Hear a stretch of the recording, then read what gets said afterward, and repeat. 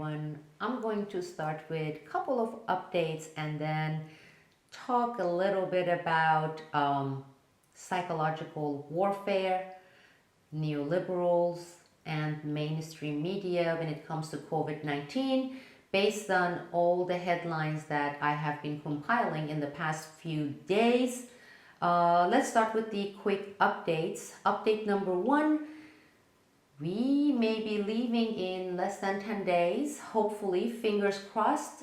We contacted the State Department's embassy here, and I believe, based on what they are saying, there will be a few flights, because currently there are no flights via Turkish airports here in Turkey directly to the United States, but there will be 3 or 4 coming up in the next 10 days or so, and that means we may get a chance to leave. And I want to also clarify, we don't know at this point if this is going to be a permanent leave or if it's going to be a temporary leave until things quiets down here and get back to some sort of a decent normalcy, and everything is unknown at this point. As I said before, we have our house rented out in the United States. We rented this place. We have to continue to pay rent, of course, and find something temporarily over there in the United States. Anyhow, as things gets more confirmed, I'll let you know and keep you posted on that.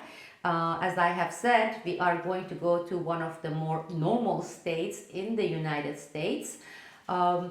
I think the winners of all the ones you have suggested so far would be South Dakota. So many of you have contacted me telling me about South Dakota being the best state to be, and I have been listening to you, I have heard you, and yes, South Dakota is there on top of my list. So thank you very, very much for all your suggestions, all your input, all the recommendations, and thank you so much for caring. You know, that means so much. That means a lot. You have no idea how much it means. I'm sure it's the same thing with you. You know, we are all in this quarantine mode, and we are not in touch with people that usually we are in touch with, whether through our work or whether through our extended family members. So during this extraordinary period, to get these nice, sincerely nice, you know, not fake nice. I have such detectors, good detectors, solid detectors for fakey stuff, but all these comments I have been reading from you, they are so heartwarming. I really, really, really appreciate that. Thank you so much. Thank you so much. And I will keep you posted. I want you all with me as I'm making this plan. We have to, of course, take our dog. It's a miniature little thing. It's a 3.5-pounder teacup poodle. So we have to take her with us, of course. We won't go anywhere without her. So we have to update her pet passport.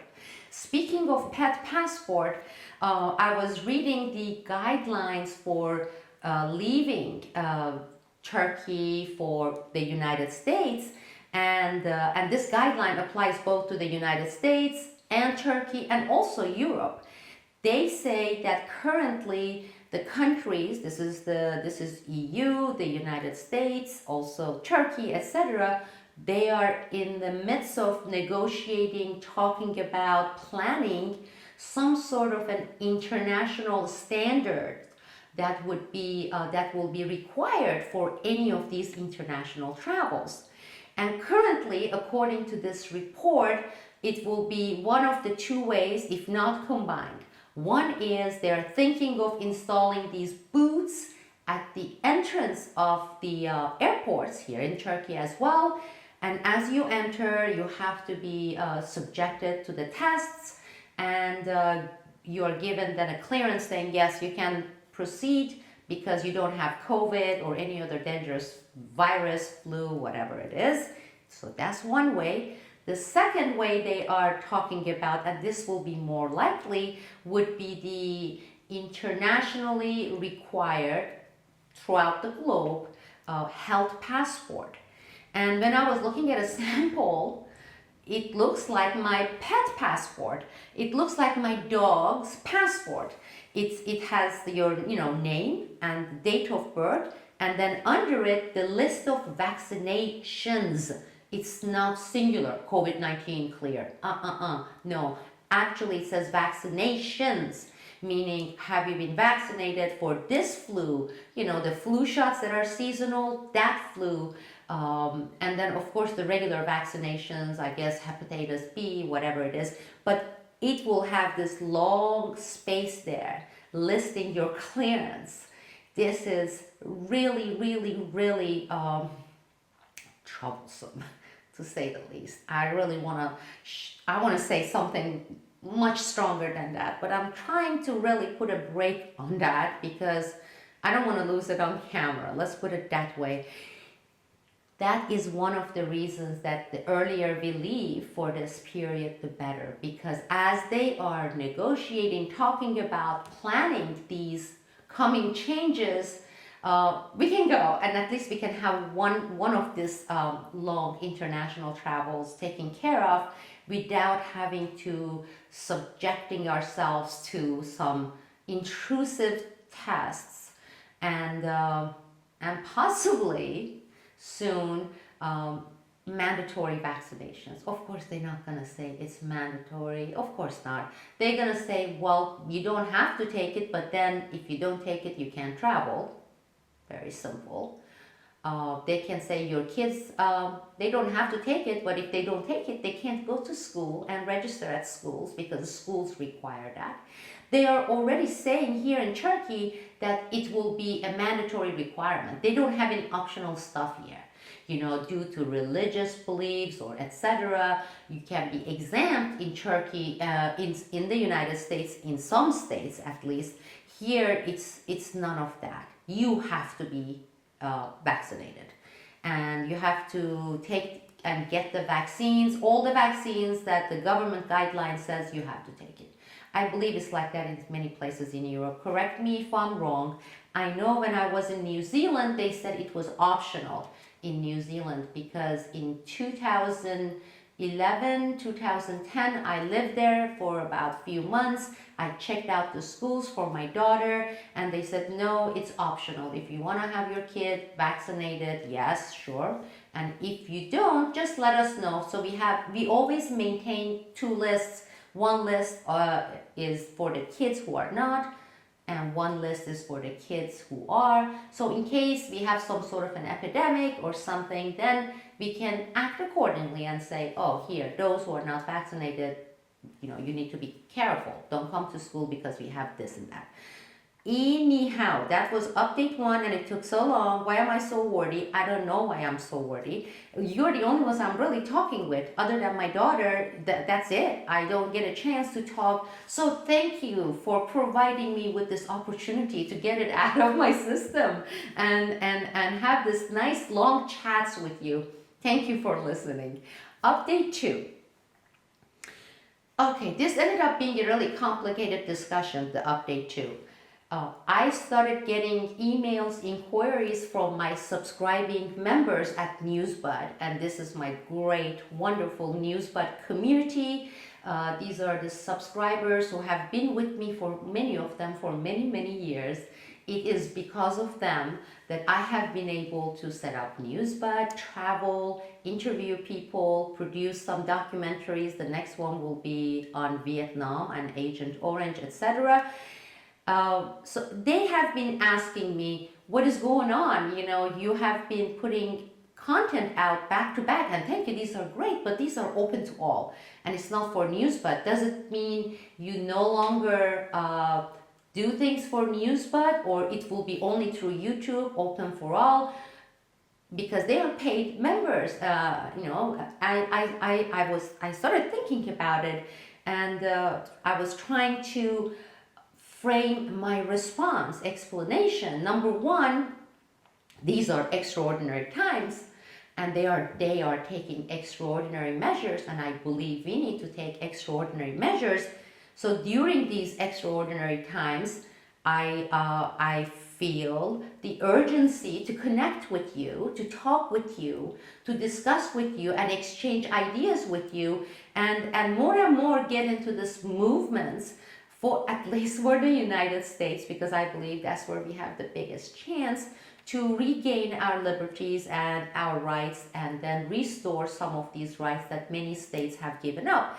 Therefore, that is the urgency of it. That's why it's on the YouTube and is open to all. Number two, as some of you may know, I always began or ended my videos saying, okay, subscribe to Newsbud, and I haven't been doing that with my latest videos here, because I know that times are really hard, okay? There's so many people who have lost their jobs. Look, I haven't had a contract since November. So that makes it, I'm entering my 7th month in June. I know many people haven't been able to work. They don't even know if they're gonna have a job waiting for them, a position waiting for them when this thing eases up. And during this period, I just don't feel like coming out here and say, because it's, what is it? It's $8-9 a month. It's not cheap. Okay, the subscription to my website, I admit that it's not very expensive, but today under these circumstances, I don't feel comfortable asking the people who are going through such hard time to go and subscribe to my news website and commit to that yearly annual fee or the monthly.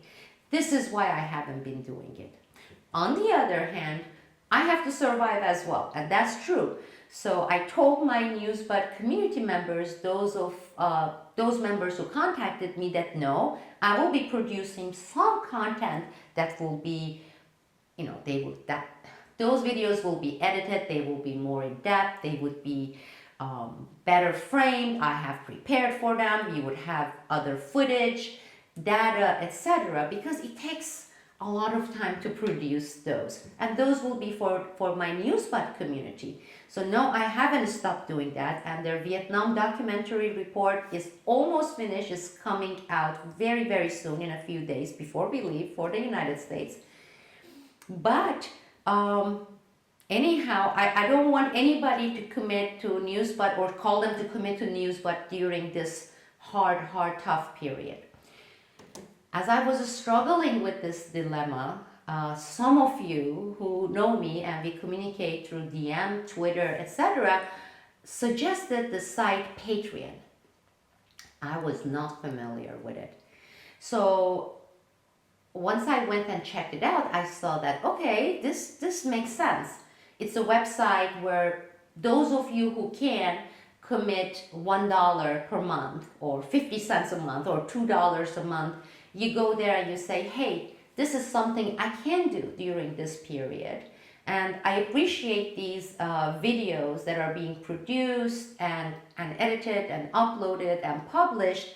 And here it is what I'm doing. It's completely voluntary. I set it up. And as you can see here, it's just at patreon.com/Sibel Edmonds. Or if you go to patreon.com, you search under Sibel Edmonds, it will pop up. I just set it up. It hasn't even been 24 hours. I already have 3 or 4 people who have committed to whatever monthly amount they can. And I'm so very, very thankful to them. It helps. It truly helps. And if I see that there is more support there, then I will be able to do more of these open videos through YouTube and do maybe weekly videos that are only for Newsbud, or it can be vice versa. If there is not enough, I will do more Newsbud, but I try to post at least 1 or 2 videos, especially on these urgent topics for you. And so those of you who can, and those of you who wishes, this is voluntary, you're not getting any subscription, I'm not holding anything back unless you give this $1 per month or $2 per month. Those of you who can afford, and who wants and wishes, here it is, Patreon. I invite you, encourage you to support these open videos, and I'm going to continue this in actually a more fiery basis from the United States, have you kind of detected a little bit of the coded language I use because I'm not in the United States currently? I say things like, you know who. I say, you know what. I believe some of you understand that I have to be a little bit careful about what I say currently due to the position where I am. So you get it, right? Okay, so once I'm in the United States, I will be able to talk about some of these issues more openly, more fiery, and continue this discussion and further it. Okay. So again, if you can, if you wish, please go and become a patron and support this work with whatever you can, whether it's a few cents or if it's $1 or $2. Thank you. Now, quickly, I want to talk about psychological warfare and what I mean by that when it comes to coronavirus, because I read a lot of news. I've been mentioning this, you've been hearing it. Sorry for being repetitive. It's just that there may be some new viewers here, and I wanted to make sure that they know this has been part of my life, part of my work. Whether it's in Turkey, whether it's CNN news that I read daily, you open up, and before we do this very quick exercise, please, I want to ask you for a couple of things. For this common sense exercise, let's put aside your party, whatever party, Libertarian, Republican. Let's put aside whoever is the figure you're supporting, political figure, because some of those things sometimes, okay, gets in the way of commonsensical response or being able to absorb a bigger picture or take into, your view a bigger, through a bigger, wider lens. So please do that, okay? And then look at the newspaper. Actually open up right now in front of you CNN International, and which I did this morning. And I saw the front page headlines, okay, the major sensationalized news in two categories.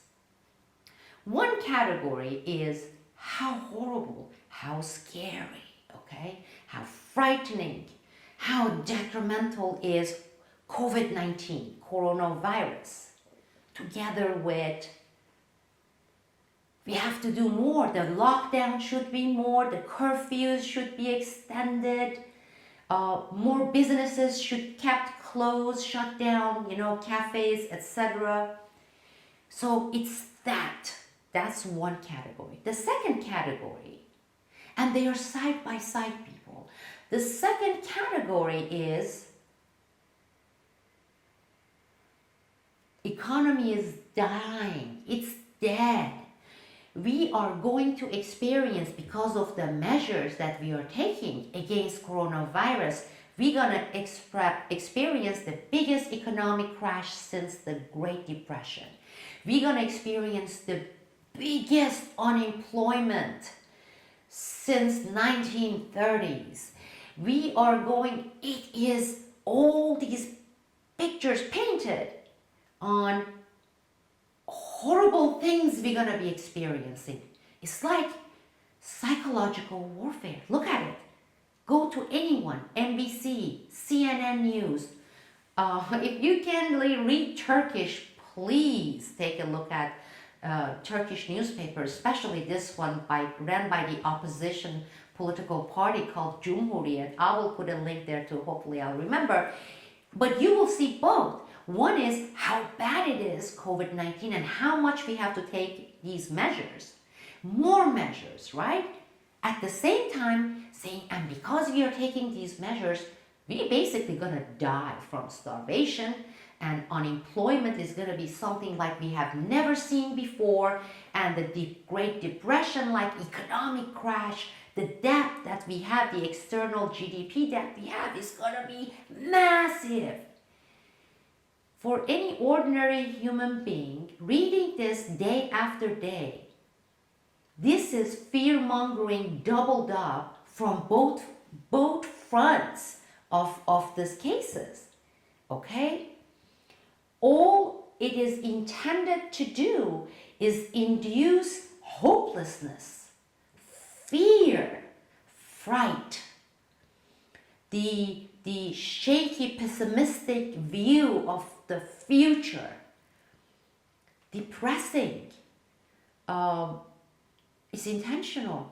What I just counted here, these adjectives, they happen to be the words, the adjectives used in describing a psychological warfare. In these militaristic psychological warfare, they use these on the enemy target nations or groups before, through the mainstream media or the media outlets they created.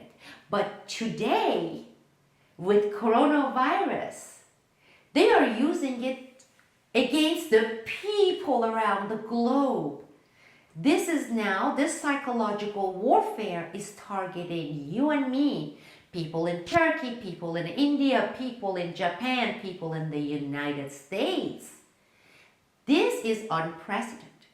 Now,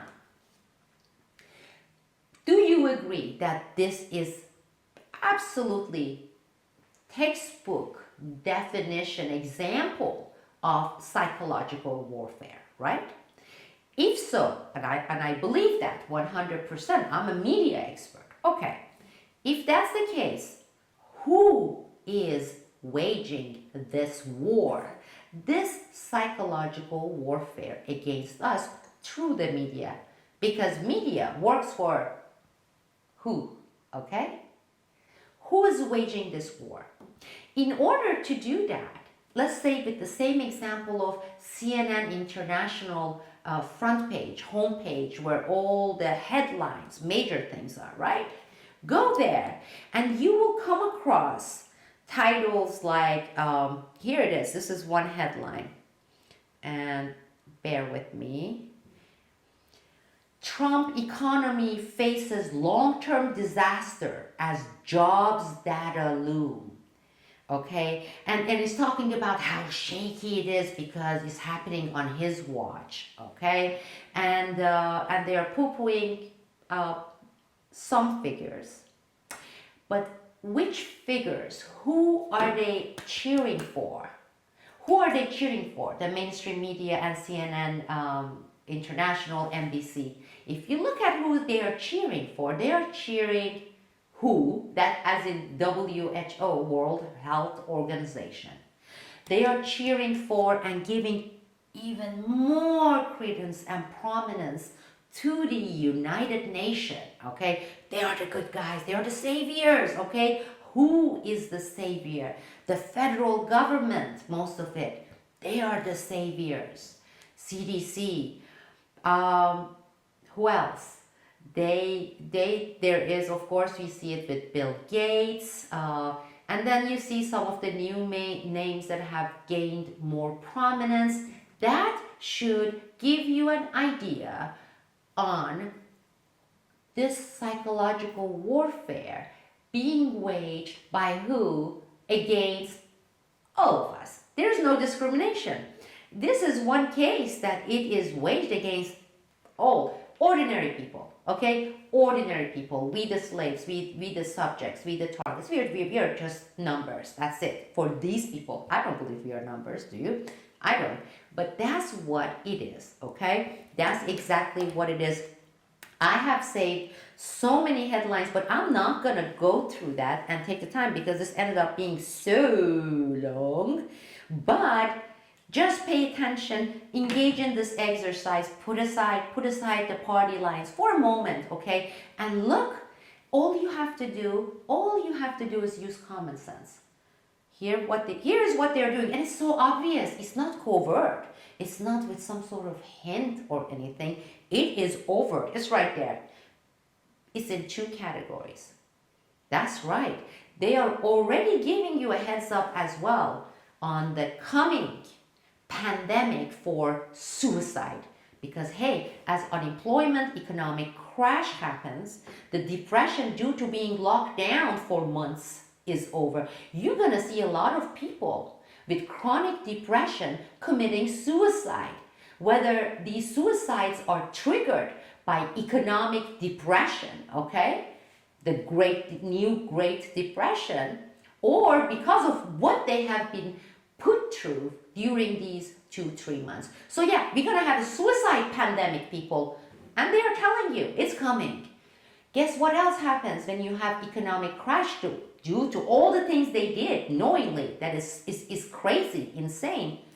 We're gonna have increase in crime rate. We are going to have pandemic, major crime pandemic, major murder pandemics. I'm not saying it to be pessimistic, because it's only reasonable, it's only to be expected, it's only logical that we are going to see this based on what they are doing, knowing all along that what they are doing is going to bring the next pandemics. And during the next pandemics, whether it's the suicide pandemics, whether it is the crime pandemic, whether it's the unemployment pandemic, okay? Who will be the savior again? Again, we are going to see United Nations and IMF and the World Banks and the swaps between the feds try to help people, okay? And more stuff. Maybe there will be software for suicide watch. Get ready, but not by sitting back and doing nothing. Use your common sense. Please let us use our common sense. Pay attention.